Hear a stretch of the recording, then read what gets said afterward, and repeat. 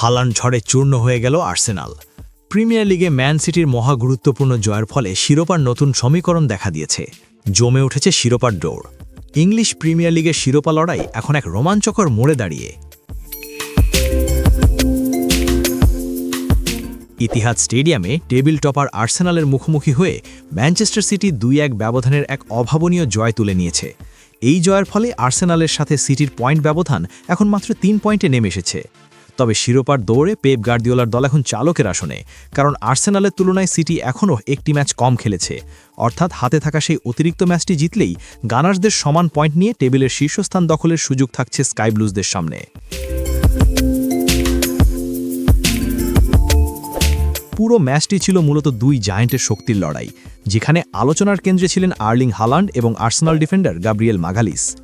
মাঠের লড়াই কতটা উত্তপ্ত ছিল তার প্রমাণ মেলে যখন গাব্রিয়েল হালান্ডের আন্ডারশার্ট টেনে ছিঁড়ে ফেলেন। তবে ৬৫ মিনিটে সব শারীরিক লড়াইয়ের জবাব দেন হালান্ড। গাব্রিয়েলকে পরাস্ত করে লক্ষ্যভেদী এক শটে ম্যান সিটির জয় নিশ্চিত করেন তিনি। ম্যাচ শেষে অধিনায়ক বার্নার্দো সিলভা হালান্ডকে অ্যানিমাল বা পশু হিসাবে অভিহিত করে বলেন, দুইজন শক্তিশালী সেন্টার ব্যাকের বিপক্ষে আর্লিং আজ পশুর মতো লড়াই করে বল ছিনিয়ে নিয়েছে। পরিসংখ্যান বলছে এই হাই ভোল্টেজ ম্যাচে হালান্ড শুধুমাত্র গোলই করেননি, বরং এরিয়াল ডুয়েলেও গাব্রিয়েলের বিপক্ষে আধিপত্য দেখিয়েছেন। অন্যদিকে রক্ষণভাগ সামলাতেও বার্নার্দো সিলভা ছিলেন অনন্য।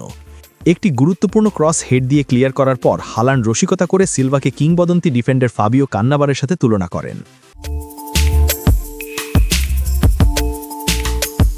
মাত্র ২ সপ্তাহ আগেও যেখানে আর্সেনালের লিড ধরাছোঁয়ার বাইরে মনে হচ্ছিল, সেখানে এই জয় লিগ টেবিলের দৃশ্যপট পুরোপুরি বদলে দিয়েছে। এখন হাতে থাকা ম্যাচগুলো জিততে পারলে টানা শিরোপা জেতার পথে ম্যানচেস্টার সিটি অনেকটা এগিয়ে যাবে।